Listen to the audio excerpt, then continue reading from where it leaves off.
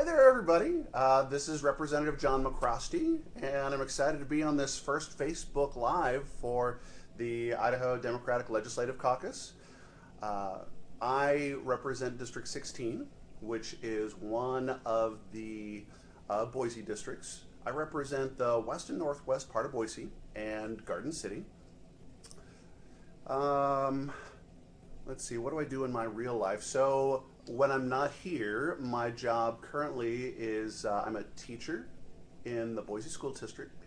I teach 5th and 6th grade band at Hidden Springs and Collister Elementary Schools. I'm currently sitting on the Education Committee, which I'm really happy about. As a public school teacher, it's nice to have the voice of frontline educators as a part of that committee. It's a really good committee. I tell a lot of people, you know, when I got involved with education and fighting for education in Idaho a few years ago before even entering the legislature, the composition of the education committees was so much different than it is now. It's a lot friendlier environment. It has evolved, and I'm hoping that it will continue to evolve into something more positive.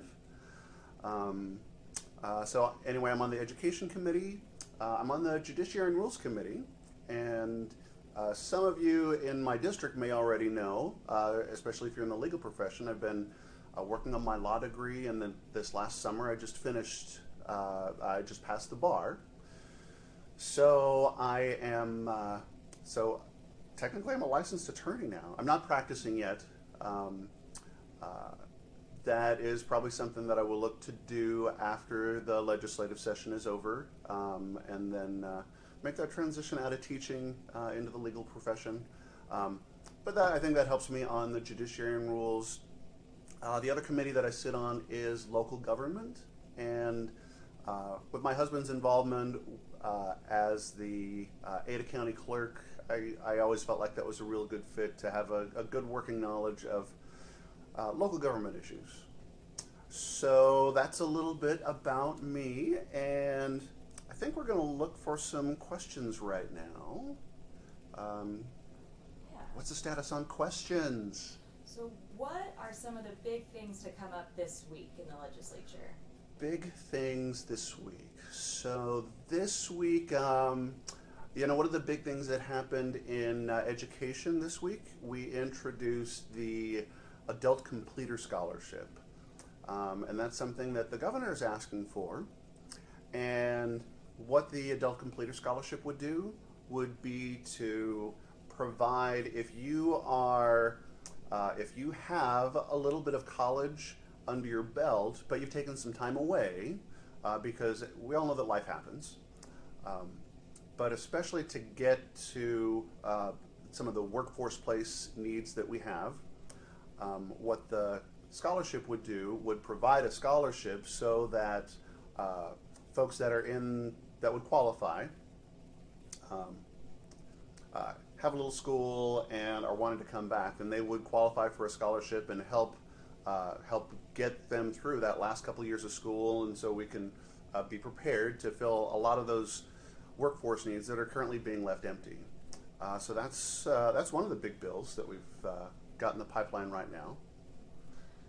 What bills are you working on this year?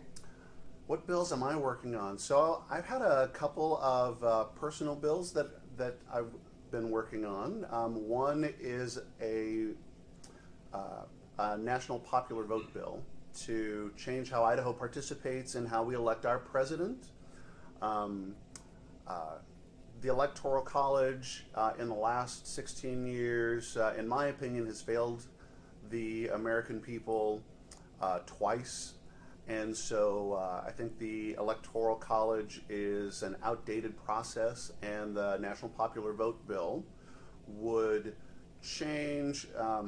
We can't really change the Electoral College because that's in the Constitution, and that's a big lift.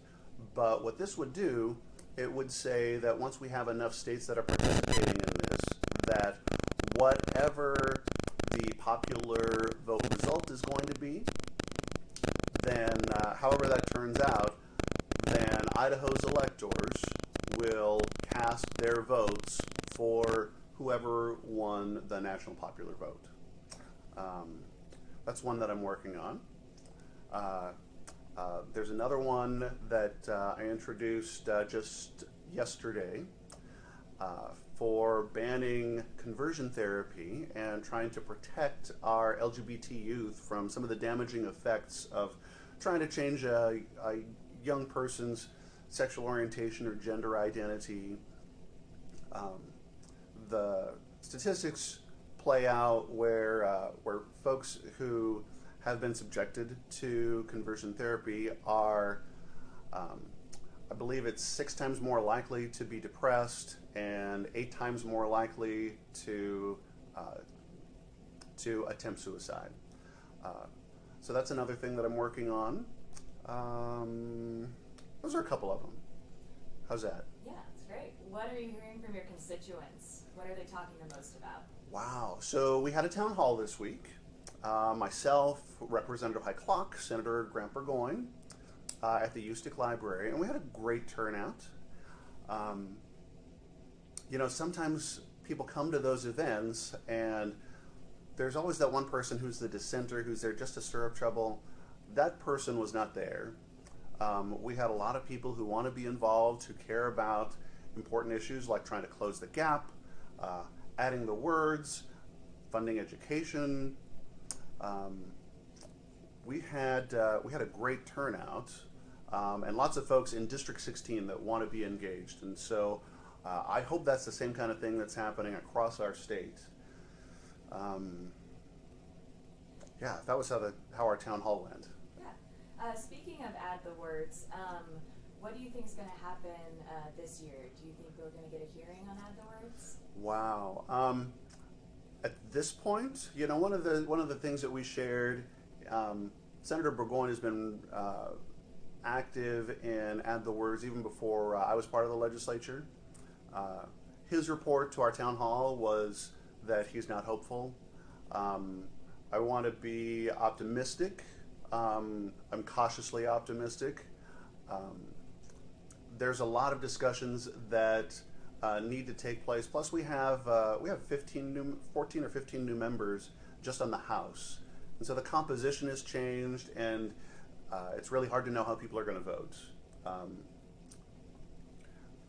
It's hard to know where add the words is going to go right now. We've got a question from the audience.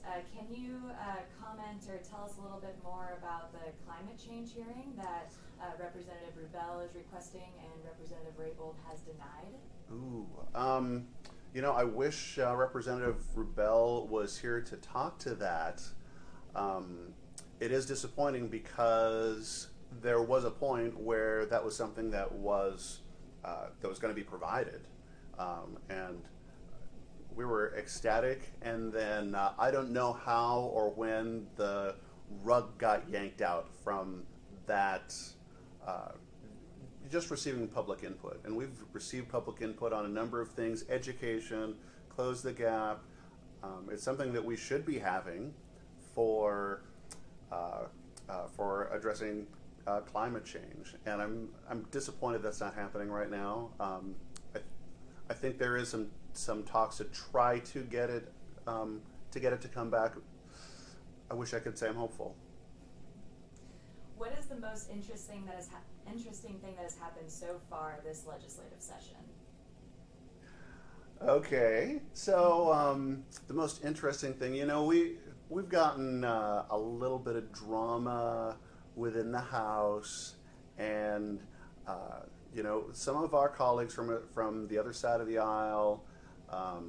I don't want to really get into throwing them too much under the bus.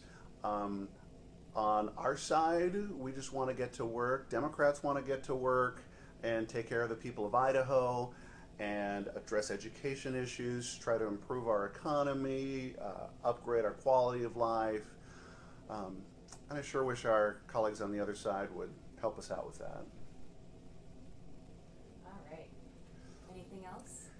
Wow. Well, this has been a really cool, a cool way to reach out to our constituents. I'm excited that we can jumpstart this today, and you'll get to hear from some of the other caucus members over the course of the next few weeks, and I can speak on behalf of them that we all look forward to reaching out to all of you, and thank you so much for your time.